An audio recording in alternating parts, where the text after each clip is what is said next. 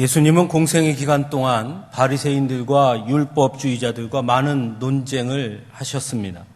그 내용들은 각각 여러 가지 주제였으나 사실 단 하나로 요약할 수 있습니다. 그것은 과연 누가 구원을 받을 수 있는가에 대한 논쟁이었습니다.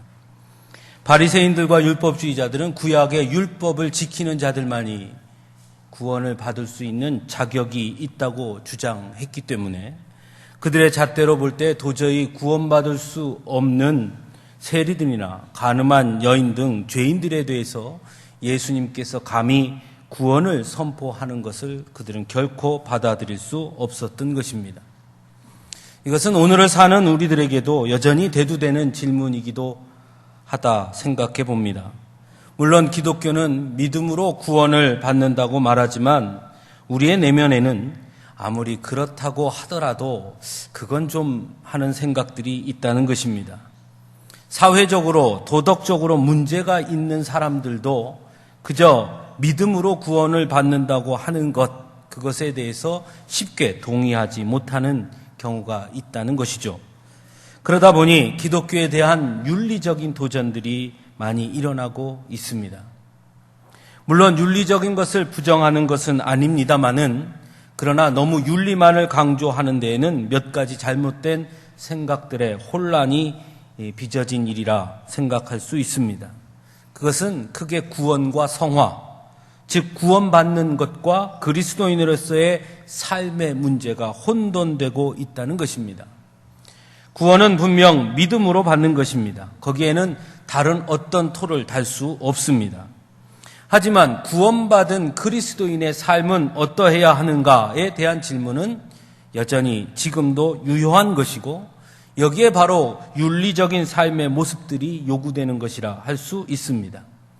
그런데 이것이 혼돈되는 것입니다. 구원은 받았으나 그리스도인답게 살지 못하는 것이 정확한 진단임에도 불구하고 마치 그리스도인답게 살지 못하는 것이 구원의 문제인 것처럼 여긴다는 것입니다. 성경은 분명 의인은 없나니 하나도 없도다라고 말씀했습니다. 즉 완전한 의인, 완전한 윤리적인 인간이란 이 세상에 존재하지 않는다는 것입니다.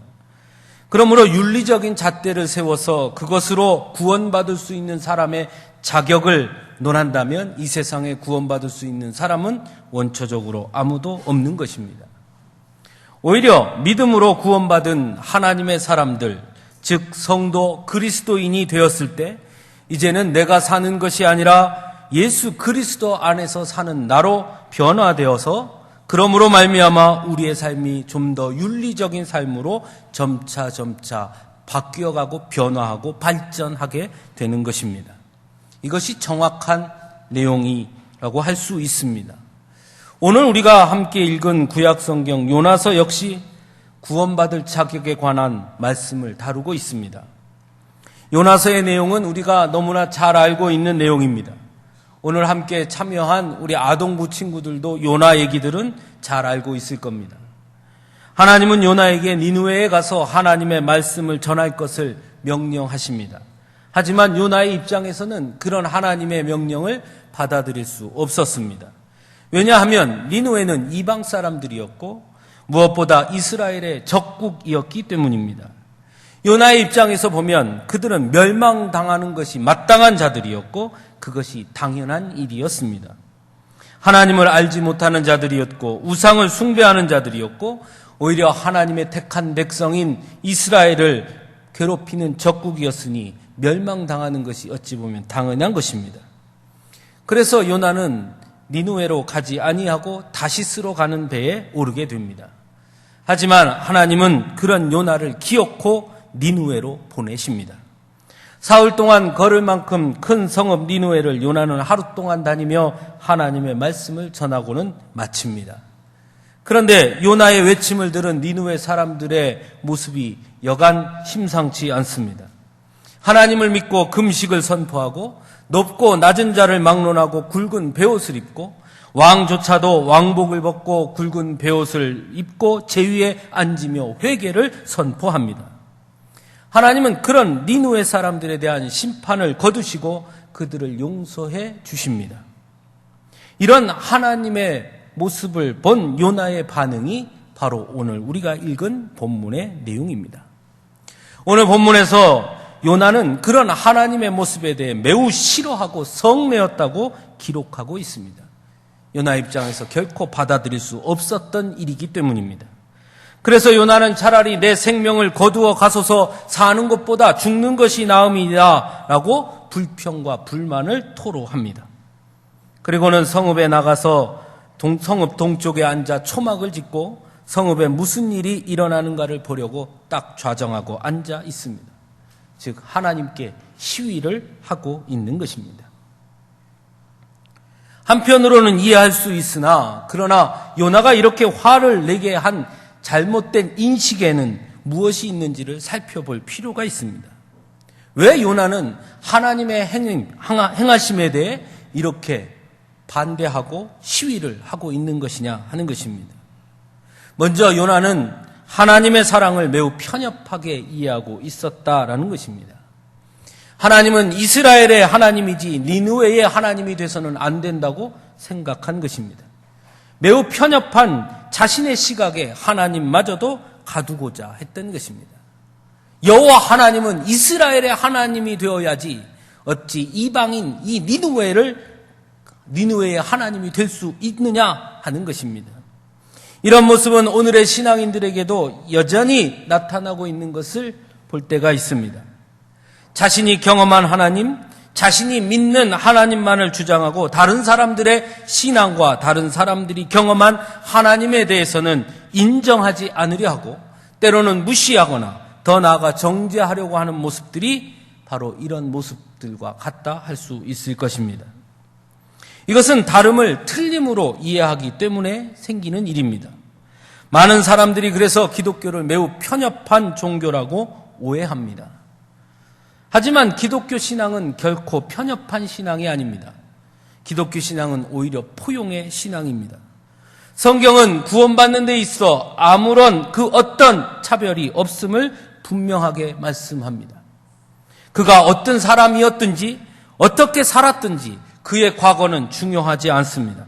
지금 바로 이 시간 하나님을 만나고 있는가? 지금 하나님 앞에 서 있는가? 지금 예수 그리스도를 구주로 고백하고 있는가가 중요한 것입니다.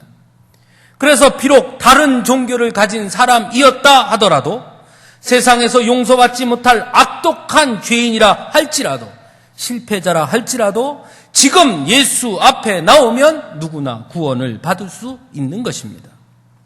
예수 앞에 나오는 데는 어떠한 자격 요건도 없다는 것입니다. 다만 구원이 예수 그리스도를 믿음으로만 이루어지는 것입니다. 그런데 이것을 착각하는 것입니다. 예수 그리스도 앞에 나오는 데는 자격이 없습니다. 예수 그리스도를 믿음으로 구원을 받는 것입니다.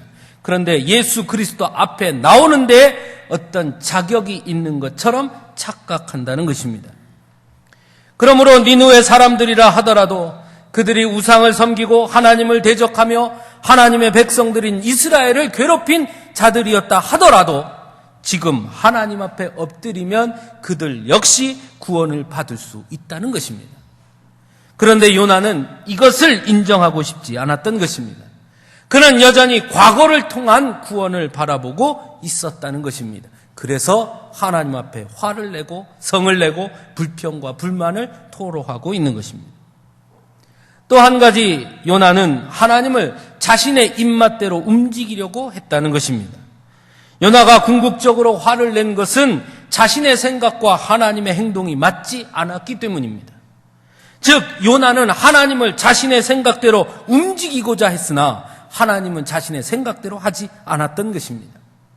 자신의 민족, 자신의 기도, 자신만을 위한 하나님으로 만족하고자 했으나 하나님은 그런 분이 아니었다는 것입니다. 자신이 하나님의 종이 아니라 하나님을 자신의 종으로 삼고자 했다는 것입니다. 그래서 자신의 생각대로 움직이지 않는 하나님께 감히 화를 내고 불평과 불만을 쏟아놓고 있는 것입니다. 이 모습 또한 우리 안에 있음을 발견하게 됩니다. 우리도 어느 순간 알게 모르게 하나님을 내 맘대로 움직이려고 할 때가 너무나 많다는 것입니다. 내가 기도하는 대로 하나님께서 이루어주지 않으면 그래서 불평을 쏟아놓습니다. 이런 모습들은 한 발 더 나아가 하나님을 향한 헌신과 손해보는 것을 거부하는 것으로 나타나기도 합니다. 항상 하나님께서 나를 위해 무엇인가를 해 주어야 하는 분이지 내가 하나님을 위해서는 작은 것도 손해보려고 하지 않는다는 것입니다. 내 마음대로 나의 삶을 살면서도 필요할 때는 하나님께 요구하고 그것을 들어주지 않으면 요나처럼 불평과 불만을 쏟아놓습니다. 정작 하나님이 내게 요구하는 것에는 관심을 기울이지 않으면서 말입니다. 마지막으로 요나는 자신을 돌아보지 못했습니다. 요나는 분명 하나님의 명령에 따라 니느웨로 가야 했습니다. 하지만 우리가 잘 아는 대로 그는 니느웨가 아닌 다시스로 향하는 배에 올랐습니다. 그렇다면 하나님의 명령을 정면으로 위반한 것입니다. 대적한 것입니다. 불순종한 것입니다. 하지만 하나님은 그런 요나를 용서해 주셨습니다. 그게 하나님의 사랑입니다. 그 사랑이 아니었다면 요나는 이미 죽어야 했습니다. 다시스로 가는 배에서 이미 죽어야 했습니다. 그러나 하나님은 그런 요나를 사랑해 주십니다. 즉 요나 자신이 하나님 앞에 죄를 저지른 자였고 하나님의 말씀에 불순종한 자였음에도 불구하고 하나님은 그를 용서해 주신 것입니다. 그렇다면 요나가 주장하는 대로 니느웨가 그들이 지금까지의 삶의 모습으로 인해 하나님의 용서를 받을 자격이 없다고 말한다면 요나 역시 하나님의 사랑을 받을 자격이 없는 것입니다. 자신은 하나님의 무한한 사랑과 자비와 은혜를 입고서 다른 사람들에 대해서는 그럴 수 없다라고 말하는 매우 모순된 모습이 요나 안에 있었다는 것입니다. 이것 또한 우리 안에 그대로 있음을 발견하게 됩니다. 흔히 이런 말을 하는 것을 주변에서 듣게 될 때가 있습니다. 귀신 뭐 하는지 몰라 저런 인간 안 잡아가고. 또는 하나님이 계시다면 어떻게 저런 인간들을 그냥 놔둘 수 있을까? 그런 이야기를 가끔 듣게 됩니다. 하지만 거기에 자신은 없습니다. 자기 자신 말입니다. 만일 죄 지은 사람들을 그때마다 하나님께서 심판하신다면 사랑하는 성도 여러분, 과연 우리는 괜찮을 수 있겠습니까? 우리를 향한 하나님의 사랑과 은혜는 아무렇지 않게 받아들이면서도 다른 사람에 대해서는 엄격한 잣대를 내미는 우리의 이중적인 모습 또한 바로 요나의 모습과 별반 다르지 않다는 것입니다. 이런 요나에게 하나님은 박넝쿨을 통해서 가르쳐 주십니다. 박넝쿨로 요나에게 내리쬐던 뜨거운 햇볕을 가리워 주시다가 벌레를 통해 박넝쿨을 갈아먹게 함으로 요나의 머리에 햇빛을 쬐게 하십니다. 그러자 요나는 또 불평과 불만을 쏟아놓습니다. 그때 하나님께서 요나에게 말씀하십니다. 박넝쿨을 위해 내가 수고한 것이 있더냐? 그것이 너의 것이더냐? 그런데 어찌 박넝쿨이 마치 너의 것인 것처럼 그것이 사라지자 나에게 불평과 불만을 쏟아놓느냐? 박넝쿨은 분명 요나가 씨를 뿌린 것도 아니었고 재배한 것도 아니었습니다. 그것은 전적인 하나님의 사랑의 표시였습니다. 요나를 향한. 하지만 요나는 어느 순간 박넝쿨을 당연한 것으로 여겼습니다. 자기 것인 줄 착각한 것입니다. 그래서 그것이 사라지자 화를 냅니다. 내가 죽도록 화를 내는 것이 합당합니다. 라고 말합니다.